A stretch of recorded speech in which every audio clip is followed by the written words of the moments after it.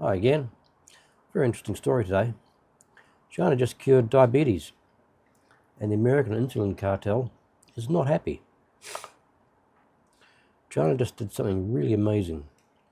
They actually cured type 2 diabetes in a patient. They didn't manage it, didn't control it, they cured it. The guy got a cell transplant in July 2021 at a Shanghai hospital. 11 weeks later, no more insulin shots. A year later, off all the oral meds completely. 3.5 years on, still zero insulin. His pancreas function is basically back to normal. How did they do this? Well, they took his own insulin producing cells, grew copies in the lab, and put them back in. His body started regulating blood sugar on its own again. Done. It's pretty real. And China has 140 million diabetics. If this scales, it's a life-changing for tens of millions of people. Here's the part that stings. America has turned diabetes into a cash cow. 3 companies, Novo Nordisk, Sanofi, Eli Lilly.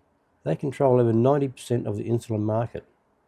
A drug that costs pennies to make sells for hundreds of dollars per vial. Prices have gone up to 1,500% in the last 20 years. People have to ration their insulin. People die rationing their insulin. Kids have died waiting for the next paycheck. Congress finally forced a $35 cap for Medicare, but everybody else still is at the mercy of the cartel.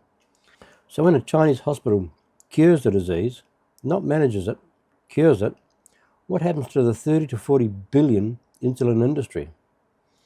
They're not going to shrug and pivot to something else. Shareholders want their profits.